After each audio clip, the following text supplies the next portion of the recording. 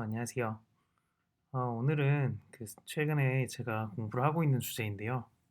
조지 소로스라는 사람의 책을 요새 보고 있는데, 어, 조금 약간 이제 거시경제나 이런 쪽으로 투자를 하는 사람 입장에서 되게 배울 점이 많고, 그리고 굉장히 좀 냉철한 어떤 좀 인사이트를 준다 그래야 될까요? 그런 사람이어가지고 좀 간략하게 소개를 하고 싶어가지고 올려보게 되었습니다.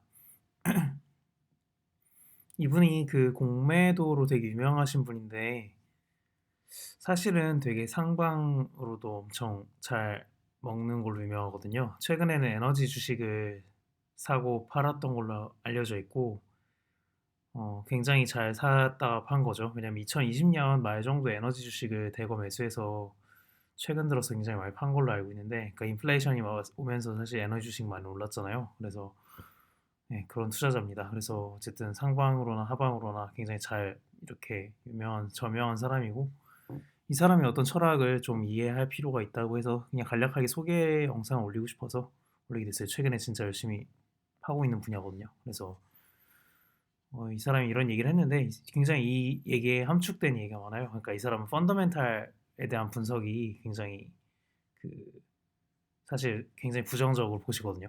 펀더멘탈이 뭔가 좀 영향을 준다? 그런 발상에 대해서 굉장히 부정적이에요. 그러니까 흔히 얘기해서 뭐 내재 가치라거나 그 주식의 어떤 PER이나 PBR에 의해서 어느 정도 뭐 이렇게 결정이 된다? 그런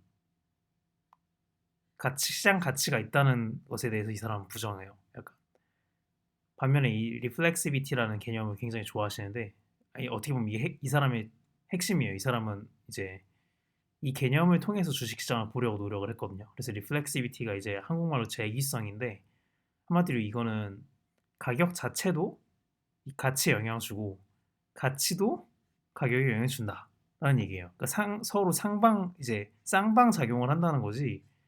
이제 밸류에이션이 그냥 이 스톡 프라이스에 영향을 준다라는 일방적 관계가 아니다라는 게 이 사람의 주장의 핵심이라고 볼 수 있어요. 그래서 사실 오늘 얘기하는 거는 이 책을 보시면 다 나와 있고요. 이 책을 그냥 보시면 됩니다. 사실 아무 의미는 없어요. 혹시 이 책을 읽기 귀찮으신 분들을 위해서 이걸 찍게 됐거든요. 또 제 생각을 정리를 할 겸.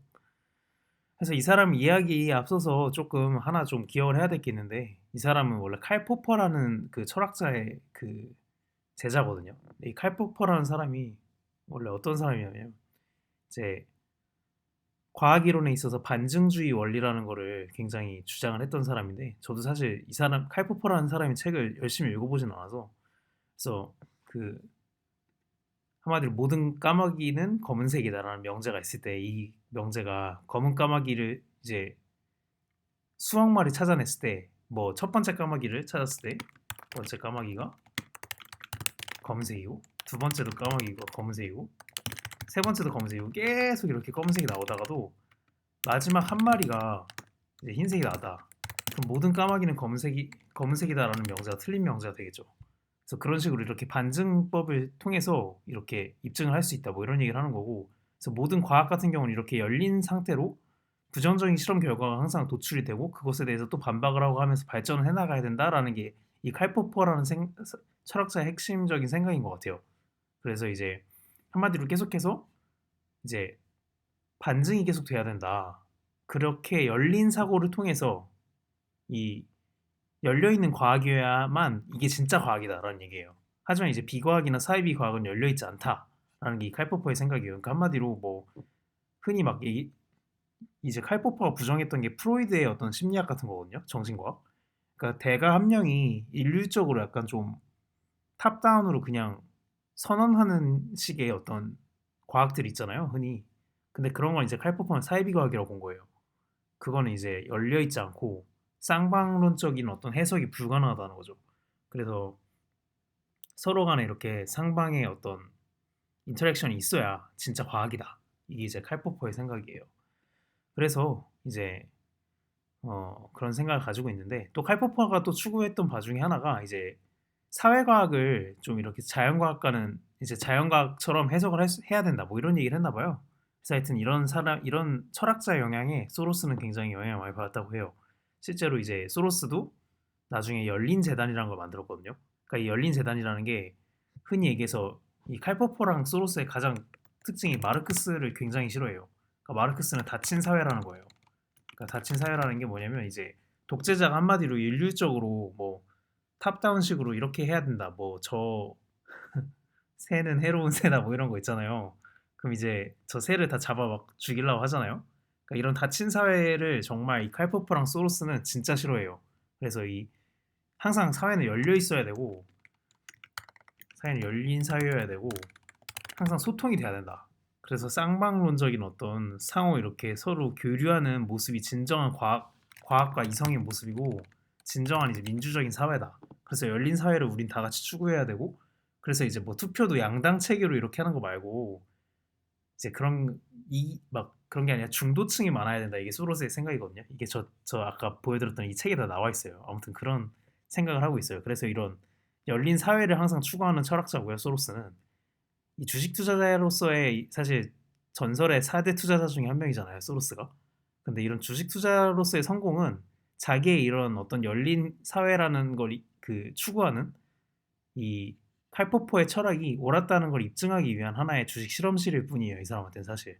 그래서 그게 아주 이 사람의 어떤 매력적인 포인트인 것 같은데요. 좀 더 넘어가면 조금 더 이제 구체적으로 얘기를 하면 조지 스로스는 일단 핵심 그 실질적으로 주식 투자와 경제학에 대한 생각이 있는데 일단은 경제학은 사회과학이다. 그래서 자연과학과는 다른 접근 방식이 필요하다라고 생각을 했어요.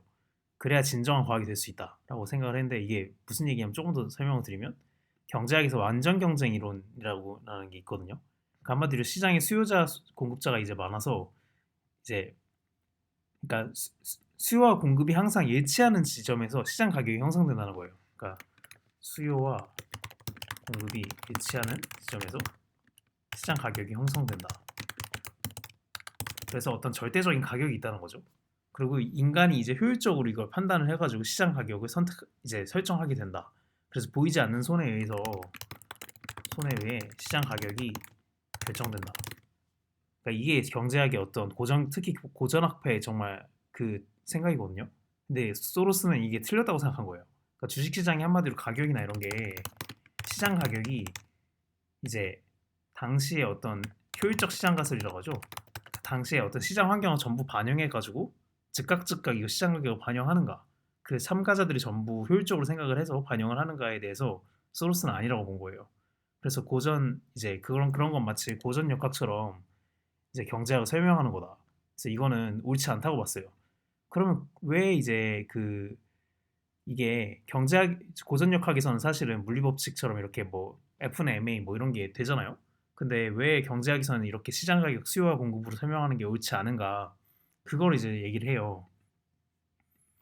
그럼 그 이유를 두 가지 이유로 들고 있는데요. 사회과학에는 오류성이라는 개념이랑 재기성이라는 개념이 있기 때문이라고 얘기를 합니다. 그럼 이제 오류성이라는 게 뭐냐 하면 인지 자체의 문제예요. 그러니까 무슨 말이냐면 사람이 모든 정보를 습득하지 못하고 부분만 보거나 잘못된 인식을 한다. 그러니까 인식 자체의 불안정성을 이제 오류성이라고 하거든요. 그러니까 이게 되게 중요한 일단 첫 번째 개념이에요. 그러니까 오류성이라는 게 사람이 인지 자체가 굉장히 한계가 있다.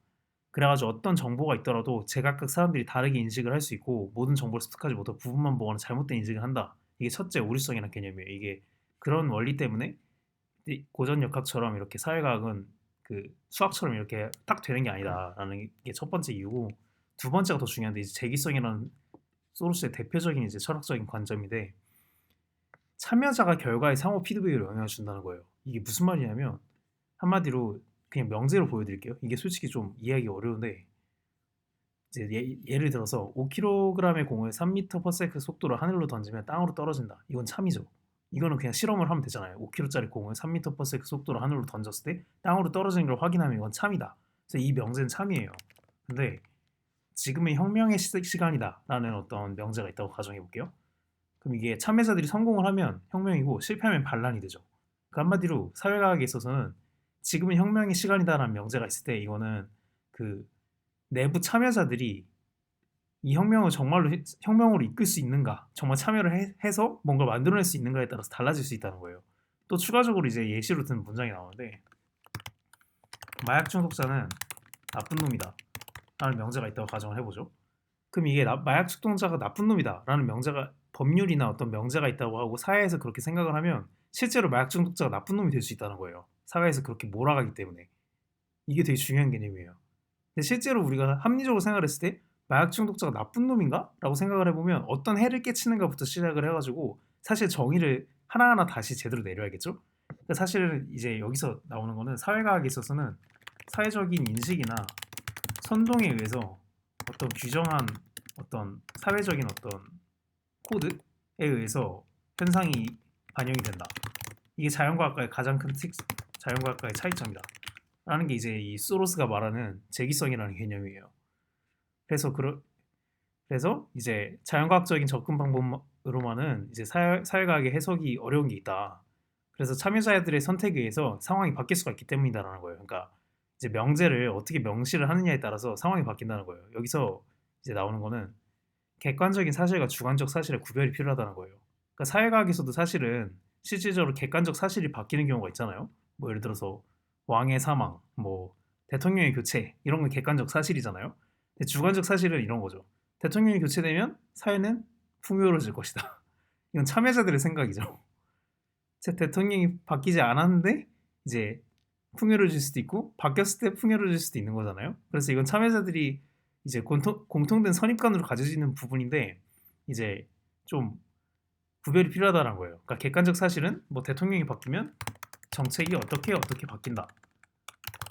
이렇게 바뀐다. 이게 하나의 어떤 객관적 사실이고 주관적 사실은 단순한 믿음이에요. 바뀌면 좋아진다. 세상이 이런 그런 개념이죠. 그래서 이제 수요와 공급에 의해서 결정된다는 시장 가격이 이제 물리 법칙처럼 결정되는 생각은 사실은 주식시장에서 안 통한다. 그래서 주식시장에서는 재기성과 오류성에 의해서 결정이 이제 시장 가격이 결정이 될 수 있기 때문에 고전 물리학처럼 이렇게 뭔가 딱 바뀌어가지고 내재 가치를 회귀하는 그런 어떤 효율적인 어떤 시장은 존재하지 않는다. 이게 소로스의 생각입니다. 그래서 가령 객관적 사실이 금리 인상, 뭐 유동성이 줄어든다. 이게 금리 인상 사실 하면 돈이 줄어들잖아요. 근데도 사실은 주식시장이 금리 인상기에 상승하는 경우가 있고 하락하는 경우도 있어요.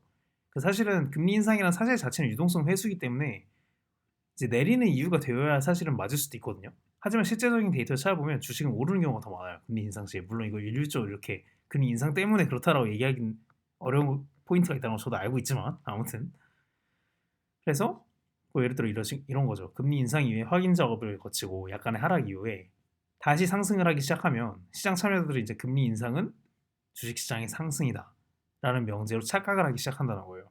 그래서 이거 양성 피드백이라고 하는데 그래서 이 양성 피드백에 의해서 지속적으로 이제 상승을 하기 시작하는 거예요. 이 금리 인상이라는 시그널을 줬을 때 시장 참여자들이 이제 금리 인상? 상승 혹은 금리 인상했는데도 성장주가 상승 주식이 오르네. 그러니까 금리 인상에도 성장주의 성장이 끝나지 않았으므로 상승.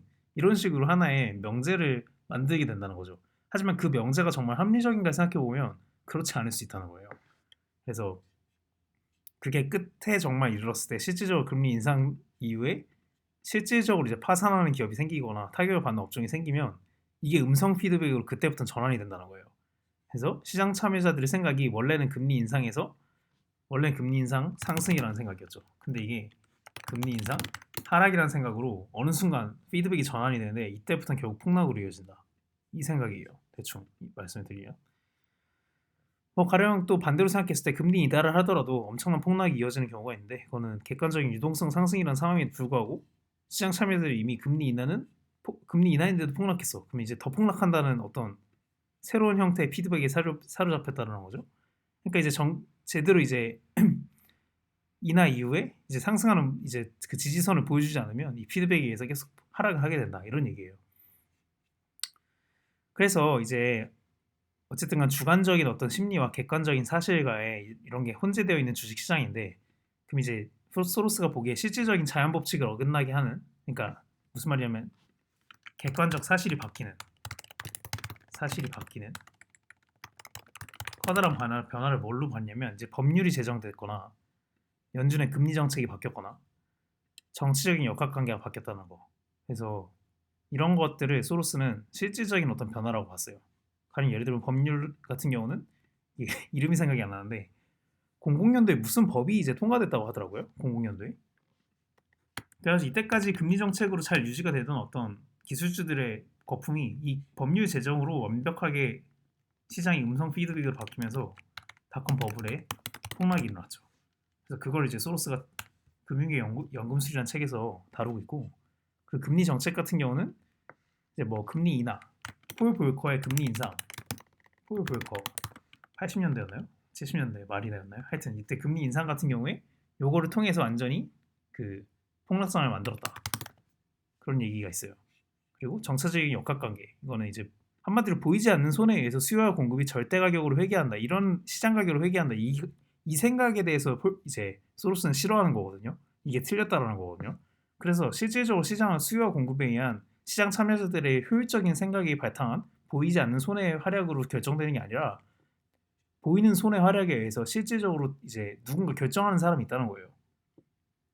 그 선동을 하고 이제 시장을 이끌어가는 주포가 있다, 이 얘기죠, 어떻게 보면. 그래서 대리인 문제를 굉장히 많이 지목을 하는데, 무슨 말이냐면 이제 어떤 정치인이 선거에서 당선이 되면 이 정치인은 자기 도와준 유권자 기업을 다시 도와줘야 된대요, 상황이.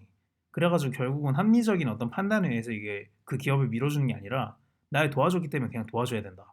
그래서 해당 기업을 그냥 주포로 이끌어야 된다, 이런 얘기예요. 이게 한마디로 얘기를 하면. 조금 더 대리 문제를 이제 좀 중요하게 다루자면, 주식의 주주총회나 사실 정치 문제 이런 거 있잖아요. 이렇게 봤을 때 주식의 주주총회 가보시면, 혹시 가보신 분이 있으실지 모르겠지만 사실 이게 주주총회 의미가 없거든요. 그러니까 소액주주는 사실상 힘이 없어요. 그러니까 얘네 소액주주가 막 해가지고 의결권 해서 막 이기는 경우가 사실 정말 드물거든요. 그래서 결국은 주주총회나 이런 것도 결국은 그 주권자가 있잖아요. 사실상 그러다 보니까 주식의 주주들은 대리인 문제를 겪는다는 거예요. 그러니까 내가 이 주식을 소유함으로써 내 주식에 대한 한 표의 의결권으로 누군가에게 이제 투표를 해가지고 해낸 이제 내가 원하는 대로 바꿔야 되는데, 그게 실질적으로 사실 일어나기 어렵다는 거예요. 그래서 사실상의 주인이 있다. 주인이 있다. 그래서 내 대리인은 말을 안 듣는다. 혹은 아무 의미가 없다라는 얘기죠. 그래서 정치 문제도 마찬가지예요. 내가 뽑은 어떤 이제 정치인이 이미 양당화돼 있기 때문에 밀어주려면 밀어준다 이거예요. 그래서 이런 대리인 문제가 있다. 이게 한마디로 이것도 어떻게 보면 제기성이죠. 실질적 시장 가격의 이렇게 절대적인 법칙에 의해서 수요와 공급에 의해서 딱 그 평화롭게 맞아 떨어지는 게 아니라 이제 주포가 있고 사실상 그 의도가 있다라는 거예요. 그래서 이렇게 이런 게 중도가 없는 세상이고 이건 열린 세상이 아니다. 그래서 중도가 많아져야 된다. 이게 소로스의 어떤 생각입니다. 주식시장에 있어서의 생각이기도 하고 어떤 그 정치에 대한 어떤 전체적인 세상에 대한 생각이기도 해요. 그래서 어쨌든 금리, 환율, 물가 같은 경제학적 변수만에 의해 주식시장이 합리적으로 움직이지만은 않는다. 하지만 이러한 변화는 어쨌든 경제적인 어떤 큰 변화긴 하기 때문에 사람들의 인식이 바뀌는 순간 진정한 트리거가 된다라는 얘기예요. 그래서 핵심만 다시 말씀드리면, 합리성에 의해서 어떤 객관적 사실과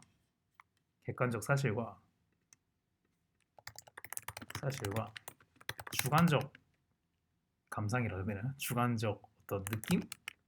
주관적 선동? 타인에 의한 선동? 이런 걸 잘 구분해야 한다. 이게 이 사람의 생각입니다. 네, 그래서 그냥 이제 끄기 너무 좀 쓸데없는 소리만 한 것 같으니까 이 생각의 바탕에서 제가 한 가지를 제가 보여드릴게요. 네. 실질적으로 이 생각을 그냥 생각만 해가지고 이렇게 하면 책 읽은 독후감이 되잖아요. 그러니까 이걸 어떻게 제가 생각을 했는지, 이건 저의 생각이에요. 2014년도에 분위기가 진짜 안 좋았거든요. 2013년도부터 분위기가 굉장히 안 좋았어요. 왜 안 좋았냐면요. 이때 보세요. 2011년도 유럽 폭락 이후에 고점을 계속 돌파를 못했어요. 코스피가 한 3, 4년 내내. 그래서 이때 사람들은 이미 거의 죽을 맛이었어요. 지수가 안 오른다. 혹은 뭐 대형주를 사면 100% 물린다. 주식시장 할 수가 없다. 이런 얘기가 진짜 많이 돌던 시기예요, 이때가. 그럴만 하죠. 왜냐면 고점을 못 뚫으니까. 지금으로 따지면 3,300을 4년 내내 못 뚫었다고 생각하시면 돼요. 그러니까 지금 2021년이잖아요, 아직. 근데 2024년까지 3,200을 못 뚫는다고 생각해 보세요. 얼마나 이 시장 참여자들이 미칠 지경이 되겠어요?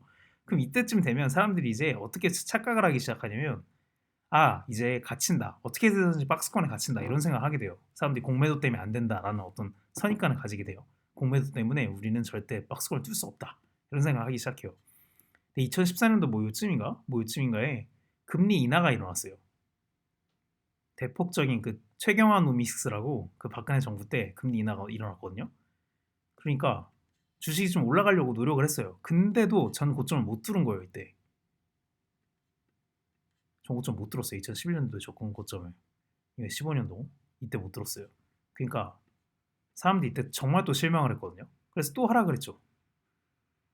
근데 지금 여기까지 봤을 때 객관적 사실은 금리가 확실히 여태까지 그 한국 증시에서는 있지 못했던 양적 완화가 시작되는 시기였거든요. 2014년도 상반기가. 2015년도에 또 다시 한번 도전을 해요. 근데 또 못 뚫었어요. 2011년도에 고점을 다시 한번 못 뚫은 거예요. 그러니까 엄청난 하락세가 또 나왔죠. 여러 가지 또 금리 인상과 테이퍼링과 함께. 그리고 테이퍼링이 이때 정말 시작이 된다는 얘기가 있었기 때문에 정말 사람들이 이제 공포에 떨기 시작했어요. 왜냐면 6년간 박스권을 못 뚫는 거예요, 지금. 그러니까 이때쯤 되면 사람들이 미치기 시작해요. 왜냐면 금리 인하는 했는데 경제학적 사실은 바뀌었어요. 근데 사람들은 이제 맛을 본 거죠. 금리 인하해도 한국 증시는 안 오른다. 그래가지고 이때 사람들은 생각이 이제 더 이상 상방은 가망이 없다라고 생각한 시기였어요, 이때가. 그러고 나서 이제 박근혜 대통령이 탄핵이 일어나고 그 이후에 5월 대선을 거쳐서 엄청난 폭풍 상승이 일어났죠. 근데 재밌는 건 뭐였냐면 이 17년도부터 18년도는 사람들이 이 16년도 초반까지 사람들이 가장 두려워하던 금리 인상이 시작된 시기였어요. 아주 놀랍죠. 왜냐면 이때까지 사람들은 금리 인상이라는 이슈만으로 이렇게 박스권에 가둬놓고 그리고 그러니까 미국의 금리 인상이요. 그 신호만으로 이렇게 박스권에 가둬졌고 심지어 한국 금리는 이렇게 인하를 했음에도 불구하고 정고점을 못 들었었거든요. 11년도에. 근데 대통령이 바뀌는 거 하나만으로 그냥 이렇게 주식이 많이 올랐어요. 이게 그냥 트리거가 돼서 더 좋은 세상이 올 거라는 어떤 기대감이 있었나 봐요, 당시. 그래서 어떻게 근데 사실 이때 오른 걸 생각을 해보면 이때 엄청 그 기존에 우리가 예상하지 못했던 업종이 오르기 시작했거든요. 그 업종의 이름은 지금은 다들 아시겠지만 바이오라는 업종이에요. 그래서 어쨌든 대통령 바뀌었고 당시에 이쯤에 그리고 바이오 업종을 기준으로 이제 기점이 돼가지고 엄청난 상승이 일어났어요. 네, 저는 그래서 여기서 그렇게 생각을 했어요. 이 포인트에서 어떤 금리 인하라는 어떤 트리거는 2014년도에 주어졌고 이건 사실 객관적 사실이 변화였고 그리고 2016년 4월에 이제 대통령이 탄핵이 되고 대통령이 바뀌었고 새로운 세상이 온다는 어떤 사람들의 새로운 어떤 사실에 근거하지 않은 관점 혹은 그 새로운 정권에 의해서 창출된 새롭게 이렇게 대리 문제에 의해서 표를 줘야 하는 어떤 바이오 기업들이 있었겠죠. 하여튼 그런 관점에서 그게 주포가 돼서 상승을 했습니다. 그래서 이런 관점으로 저는 이 책의 내용을 생각을 했고 이 관점을 생각했을 때 14년도에 이 금리 인하를 부동산의 관점을 생각해서 부동산 차트를 봐도 아마 같은 결론일 거라고 생각합니다. 네, 여기까지입니다. 그래서 어쨌든간 이 책이 정말 좋으니까 꼭 읽어보셨으면 좋겠습니다. 네, 혹시라도 저는 요새 이제 이 책 다 이미 읽고 금융의 연금술이라는 책을 이제 보고 있는데 혹시 그 안에서 조금 더 재밌는 예나 좀 더 공유하고 싶은 내용이 있으면 공유하도록 하겠습니다. 감사합니다.